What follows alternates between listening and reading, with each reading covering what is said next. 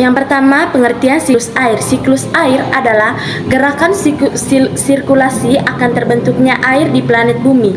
Dalam sirkulasi atau pemutaran tersebut meliputi gerakan yang dimulai dari air laut menuju atmosfer dalam bentuk uap, kemudian kembali lagi ke bumi. Dua jenis-jenis siklus air. Yang pertama ada siklus air pendek atau kecil. Siklus air pendek ini adalah siklus air yang berupa air laut menguap kemudian melalui proses kondensasi akan berubah menjadi butir-butir air halus atau awan. Selanjutnya hujan akan jatuh ke laut dan prosesnya berulang kembali. Dalam siklus ini umumnya akan mengalami pemanasan oleh sinar air matahari sehingga mampu membuat air laut menjadi menguap hingga membumbung naik menuju ke udara. Yang kedua ada siklus air sedang atau menengah. Siklus sedang ini berupa adanya uap air yang berasal dari lautan, lalu ditiup oleh angin hingga bergerak sampai ke atas daratan. Setelah mencapai ketinggian tertentu, uap air ini mengalami proses kondensasi, membentuk butir-butir air dan berkumpul menjadi awan hingga jatuh di atas daratan sebagai hujan. Yang ketiga, ada siklus air panjang atau besar. Dalam siklus panjang ini berupa adanya uap air yang berasal dari laut. Setelah sampai di atas daratan, akibat dari terbawa arus angin akan bergabung dengan uap air lainnya.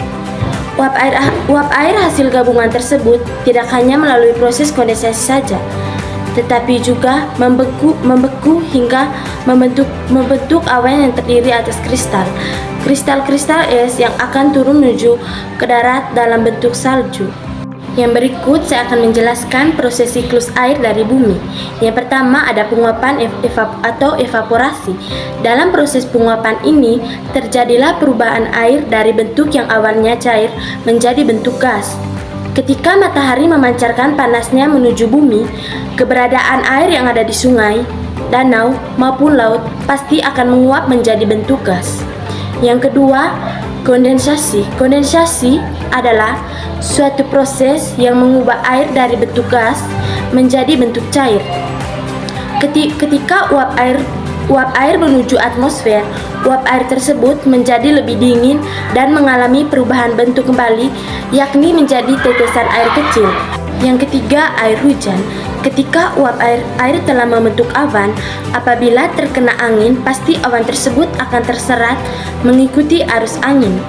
Jika terdapat begitu banyak air yang mengembun, sehingga udara tidak dapat menunggu beratnya, maka air yang ada di awan tersebut akan jatuh ke bumi dalam bentuk hujan.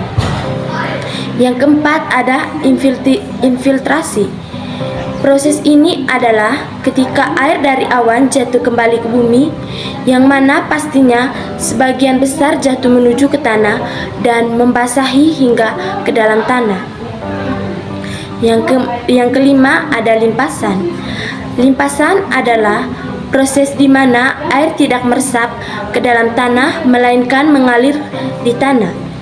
Air limpasan ini nantinya akan mengumpul di sungai dan kemudian mengalir menuju ke sungai yang lebih besar. Yang keenam ada transpirasi. Proses ini adalah ketika air menguap dari tanaman, terutama melalui daun.